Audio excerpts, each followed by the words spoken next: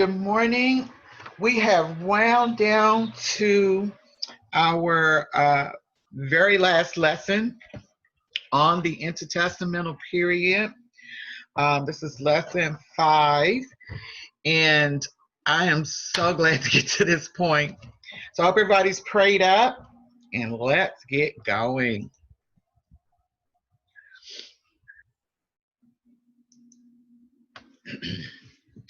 Okay, I'm going to hide you guys there for a minute. So you know where we left off. We had walked through everything that had transpired with the madman Antiochus, and we were taking a look at the Maccabean dynasty.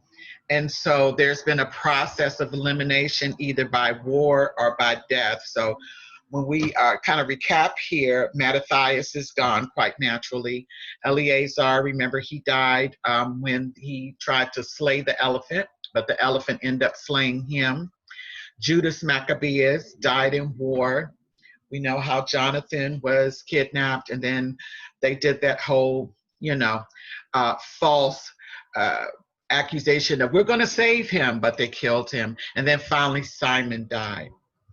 Okay, so then we see that Judas end up dying and Mattathias. And so we left off with John Hyrcanus, which takes us into the Hasmonean rulers.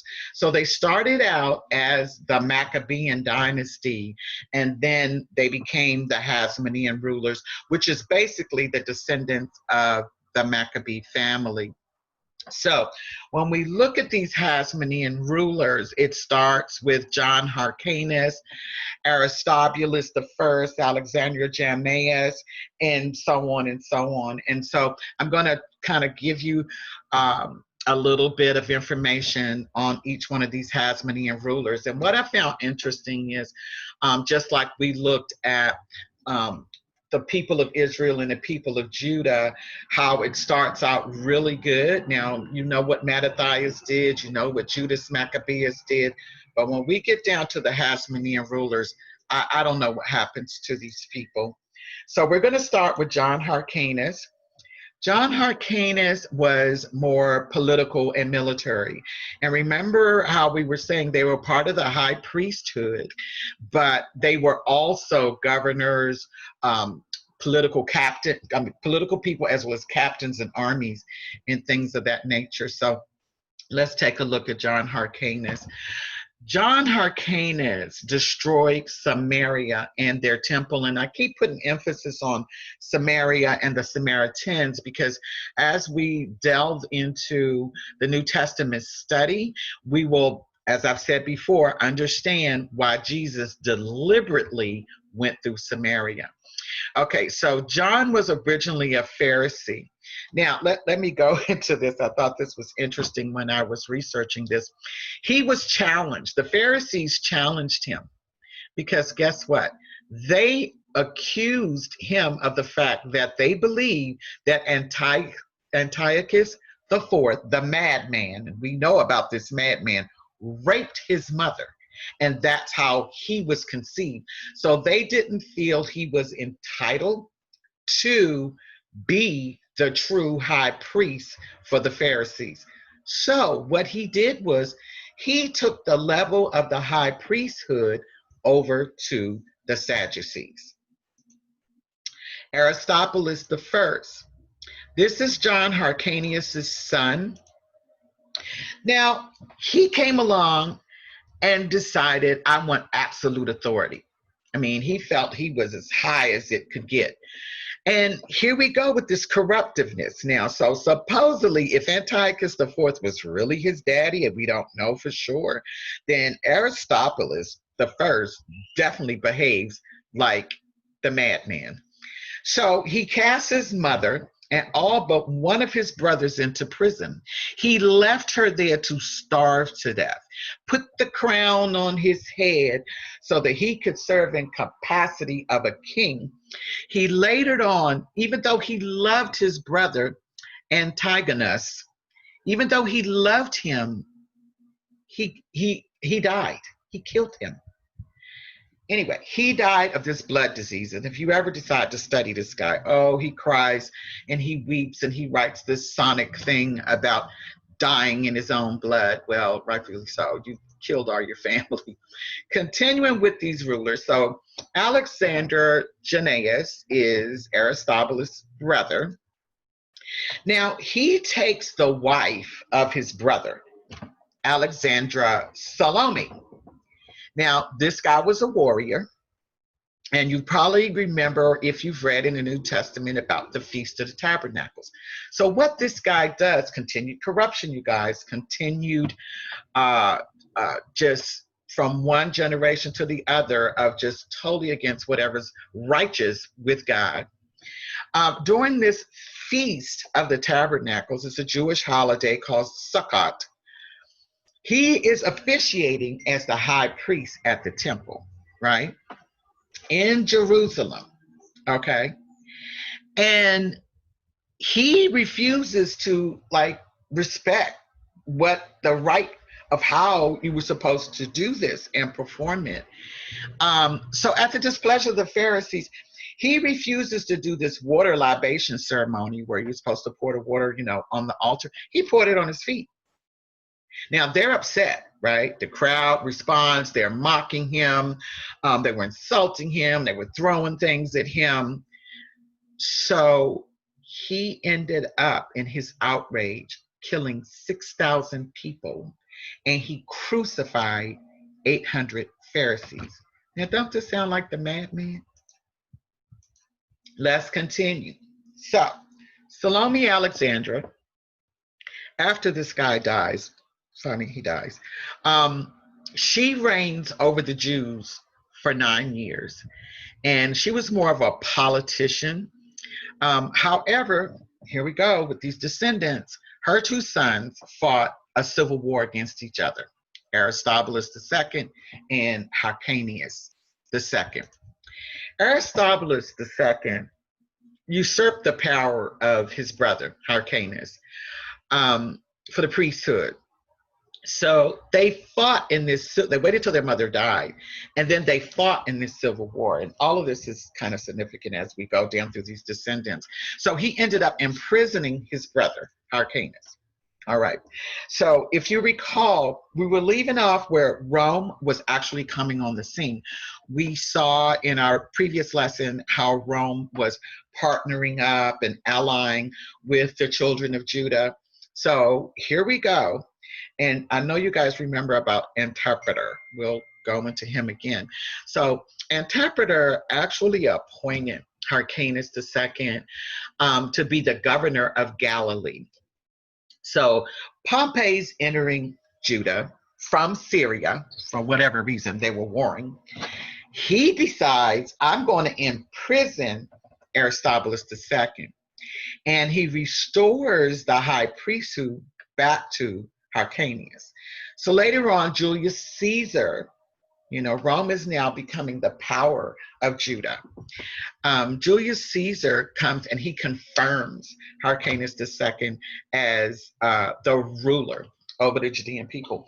And believe it or not, this is truly our final bloodline ruler of the Hasmoneans. So as we begin to look at the end of the Hasmonean rulers, let's take a look at Rome, because we're now narrowing down the intertestamental period as we're approaching into the New Testament. So Rome allowed the Hasmoneans to rule, allowed them to have their way and do whatever they were doing. They're worshiping, doing their temples and sacrificing and everything. And so historically what's happening is this is the time the Republic of Rome is beginning to transition into an empire. And the Caesars at this time are the governors of Rome. We know later on down in history, they are like the gods of Rome.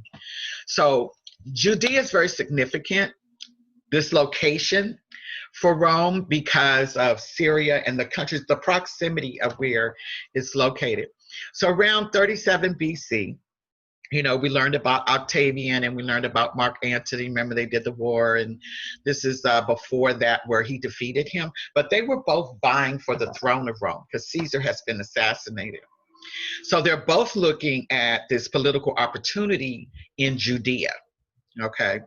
So the governor of Judea was an Idumean. Write that down. Pin it. So the general's son, interpreter, was under Hyrcanus II, and he had political aspirations. Now remember, the general's son, he's an Idumean. So what this guy does is, and I know you guys have probably cheated and read at the end, but what he does is he decides, I'm going to marry into the Hasmonean family. Now, if you rewind from our previous lessons, you know that, the Maccabees was warring and killing Idumeans. Then I told you guys this was going to be important later on. So he ended up marrying Mariamne, and she was the granddaughter of Hyrcanus II. So once he got his foot in the door, he is pretty cool with Octavian because his father was a general, right, under Octavian. So when Octavian came to town, he played his cards right, kissing up to Octavian, and Octavian named him King of the Jews. So you guys know that's how we got that in the New Testament. So this politician was Herod the Great. Now we're at Herod the Great. Oh my gosh. Herod killed his wife, Mariamne, and his sons. He's destroying the rest of the seed of the Hasmoneans or the Maccabean dynasty. So he kills Alexander and Aristobulus, and he drowned his brother-in-law, Aristobulus III. So now you see how the Maccabean Hasmonean dynasty vanished. And then he turned around and divided his kingdom. Now, these are sons by another wife, because after he killed Mariamne, he married another woman. And so these are his sons, Archelaus, Antipas, and Philip. And I'm not going to dig into them. It's not significant at this point. So let's take a look here. Back to the Maccabees, those great, great people that stood up against and fought that crazy Antiochus and all of the crazy stuff he did. So I put this up to show you how they're all gone. So Mariamne. And we know what happened to them because Herod took care of them. They're all gone. They're all gone. So that ends that section. Let's move on to the Jewish text. Now we're moving into the New Testament. So we have the Pharisees, and here we go. I can't see. Let me go back to sharing my screen. It has, okay. I have to make it small so I can see it, guys. So we have the Pharisees. They mean separated ones. They originated during the Maccabean period. They derived from scribes and lawyers. They believe in the Torah, the law of Moses, and the prophets. And the Pharisees are legalistic, prideful, and hypocritical, and they're classified as middle class. So these guys control the synagogues, not the temple. Next, we have the Sadducees, which means righteous ones. They were of the high priesthood, and we understand how that transpired, right? When the Hasmonean ruler took the high priesthood to the Sadducees. They rejected the idea of resurrection, which we've discussed before. They were wealthy individuals, very coarse. They controlled the temple. They controlled the Sanhedrin. And they didn't believe in the existence of angels and spirits. And as I said before, they rejected the resurrection. And they were very strong critics of the church because Jesus was supposedly raised from the dead. And I mentioned to you guys before about the Herodians. This is really not a sect, but more of a movement. And they were the individuals that supported Herod the Great. And quite naturally, they were all about politics. There was nothing spiritual about these guys. It was totally a physical thing. And Jesus, to them, being on the scene, was a political rival. So let me go to the next one. I don't know if it's going to let me see it. The Zealots. I mentioned the Zealots before, and you notice the date. They started forming to come up against Roman rule. These guys were kind of like the Maccabees, right? They were like rebels. And so they were a late offshoot of the Pharisees. They were very similar to them. They were extremely patriotic. And so they were looking for the coming of the Messiah as a military leader. Remember, we said there were some that was looking for the Messiah to come as a king. These guys were looking for the Messiah to come as a military leader. And we understand why, because of what had transpired with the Maccabees. They believed in the Torah and the prophets. Now, I talked about the scenes in a previous lesson, and they formed as a reaction to the corruption of the Sadducees. This is around 1st BC. They believed in the Torah as well. Now, their lineage is traced back to Qumran. Remember, I was telling you guys, these guys were like, we're out of here. We've had it with all of this stuff that's going on in Judah. We are leaving and going off into the mountains, wilderness. And so that's where we find those Dead Sea Scrolls were found. Then they are assuming that the Essenes are the ones that wrote this. So let's get back up. Now, if you remember from our lesson in Daniel, we discussed and we talked about the diverse beast. Now, let me just give you a little prelude to this. I am not going to go into explicit detail because a lot of the manifestation of the diverse beast is throughout the New Testament, where we see rulers leave and go. And remember, we talked about the 3 horns being uprooted. So this filters all down into the New Testament. But I'm just going to give you a little bit of background and just get a little bit of Rome in today. So here's something I wanted to talk about. We were talking about how God was orchestrating things. Remember with Alexander the Great, when he came to Jerusalem and could have had an opportunity to just wipe out all of the folks in Jerusalem, and he didn't because the seed of the line of David was filtering through Jerusalem to Christ. Here's another thing I found interesting. God, I think, possibly did not allow Rome to be wiped out because of Daniel's prophecy. And let me just tell you a quick little historical story. Remember when I said Rome was just a little bit of nothing? They were just a little place, like a little village. Well, they began to grow, and it had a lot to do with commerce and all this other kind of stuff, right? Not going down into the full history. But their arch enemy was Carthage, which was directly across from Italy in the upper region of Africa. I don't know if you've ever heard of Hannibal.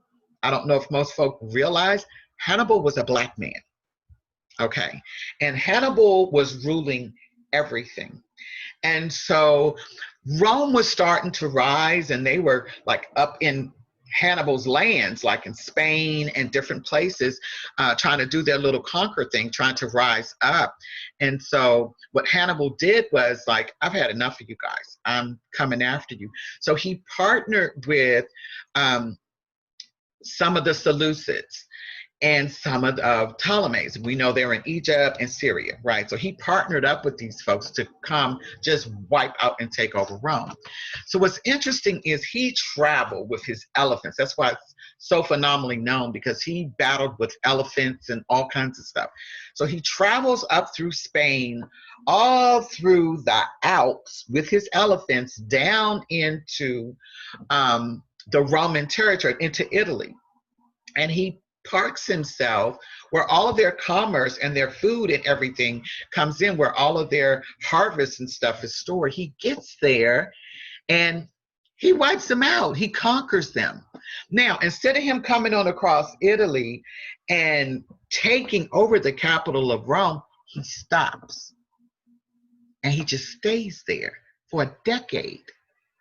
He doesn't move any further. He has wiped out so many of their military and everything else. And so, I was like, why did he just stop? And I just assumed Daniel's prophecy had to be fulfilled because Rome is a diverse beast.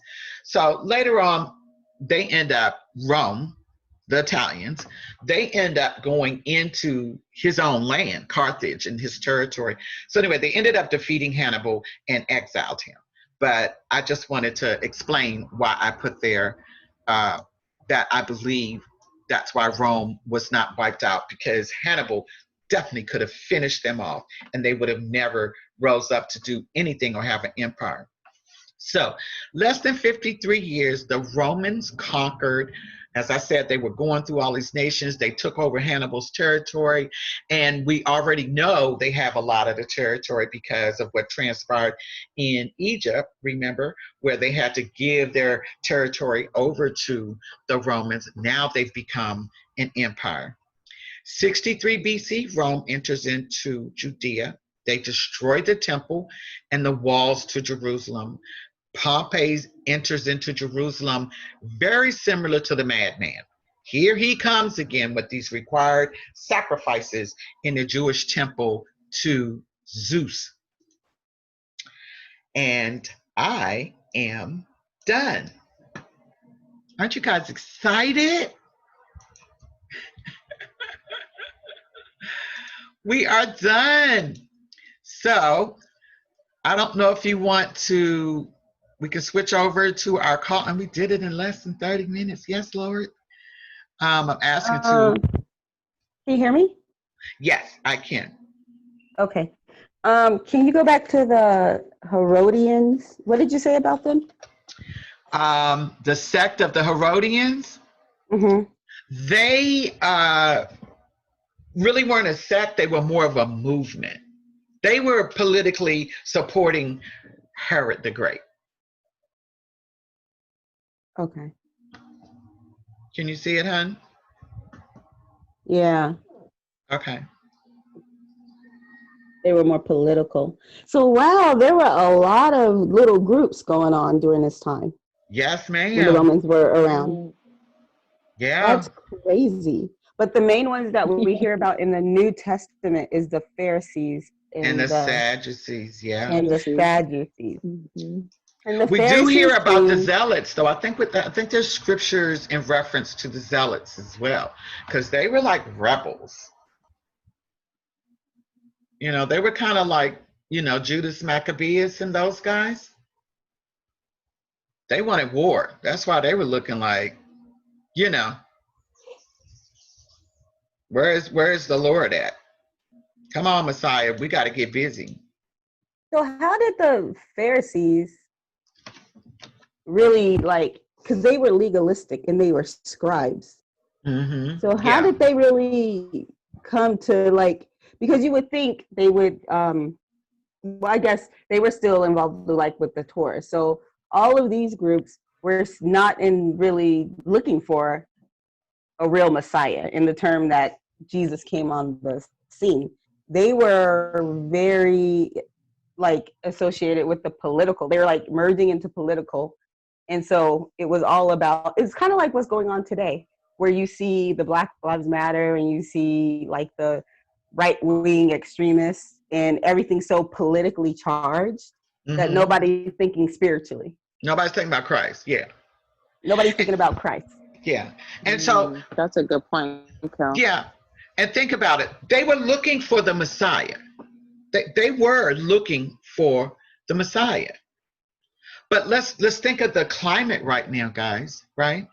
We're coming out of that whole Maccabean. We're coming out of Antiochus. Can you imagine where they were up here? Thousands have died. If they even try to worship their God, they were being killed, slaughtered, skin peeled off. We learned that in previous lessons, burning them alive. They were going through so much, right? So It was a lot going on. Yes, they wanted a Messiah, but they wanted him for different purposes and different reasons. Have you guys been able to catch that? We need a king. We need another real king, because anything dealing with a king, the last king was way back Babylon captivity. There was really no kings per se, right? And so after that, now we're into the Maccabean period, right, where they finally decided we got to rise up. We have just truly had enough. But look at all the infighting and the in-killing. They were just out of control. Then, as we said, like Sade brought up that time, oh my gosh, they didn't have the word of God. It's sitting up in a temple. They hadn't read the word of God in seemed like centuries. Yeah, that's when Josiah came and found the scroll, right? Yeah, Josiah found the word of God in that temple. So when we get to this point, yeah, they're looking for a Messiah. They're hungry for a Messiah. That's true. But remember how I told y'all, I said everything has been stripped from them. It's nothing like it was in the Old Testament. God, their temple destroyed. Their worship destroyed. Everything from the old way was just being stripped. And that's those questions that you guys got. Mm-hmm. God was allowing this. This is God's prophetic word. See, that's the thing we got to hold on to, right? When we went through Daniel and read that whole book of Daniel is about this daggone intertestamental period, seemed like 2, 3, 4, 5, 6, 7, 8, 11 on through is about this intertestamental period. And then it takes us on into the New Testament. And then there's a portion of that prophecy that takes us to today. Mm. We didn't even talk about the toes, did we? Mm-mm. Mm-mm. We ain't even talk about those toes. We ain't even really get into them horns being pulled down and pulled up and pulled. All that stuff still ain't even fulfilled. So we're getting ready to run out of time, ladies. We're up to 10 minutes. So we can still talk a little bit. But yeah. So was there any group that was really not, because all of these groups that I've seen you talk about were kind of merged with the political system in some way. Mm-hmm. So was there any group that was like you know how the Old Testament talks about a remnant? And the Maccabeans would have really been that remnant, but if they got kind of fused with, it looks like the Roman Empire when Miriam married Idamaron, right? Marimini basically married Herod the Great, and he was an Idumean. Okay. He was an Idumean. So he married into, because they're the rulers. They're the ones that's running Judea. They're like really the kingship, so to speak. And so he was like on a political aspiration. And I didn't even go into how he bribed some folks. And he did a whole lot to get to that position, Herod did. Mm-hmm. But I think a lot of Herod's problem was vengeance. You folks came, Judas, remember when Judas was killing the Idumeans? So I think Herod was, I'm going to get in their family. And he had the clout because his dad was a general under Caesar and them. So he had the clout. But to really get in, so when Herod married Merriman, that was really the merger of the Roman and the Jewish like cultures, right? But see, Herod's not Roman. Yeah. No. Idumean is a whole, that's more the Edomites. Remember I was showing y'all, you probably forgot in the class. The Idumeans was down there with the Edomites. That's from that culture. So he's deriving through history up from the Edomites, where Edom is. Edom. And that's where you see the Idumeans coming up out of that. He's not Roman at all. Okay. Not at all.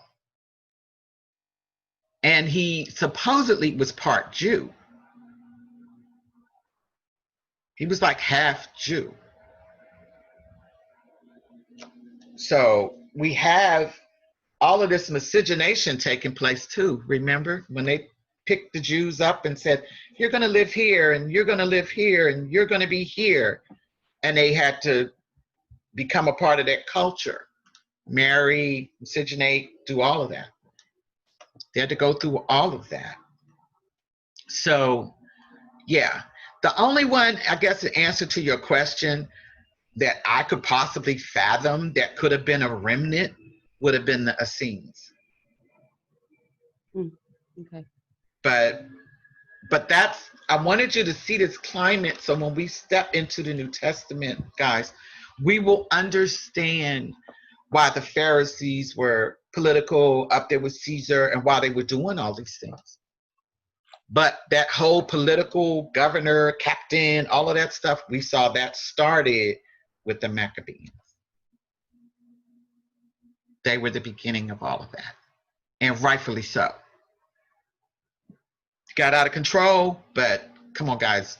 What Antiochus took the Jews through, they had to. That was the remnant. Mattathias, that was the remnant. Because Mattathias said, you're not gonna sacrifice a pig on my altar. Mm-hmm. And hey, you priests, you think you're gonna sacrifice a pig? I'll kill you and kill him. We're gonna serve the Lord up here. I know that ain't the way you're supposed to do it, but he was like, no, the buck stops here. We've had enough. So let's switch to our call so we can have more time. Let me go back here in case anybody needs the number. All right, ladies. Okay. Okay. Thank you. Okay, we'll chat on the call. All right. Okay.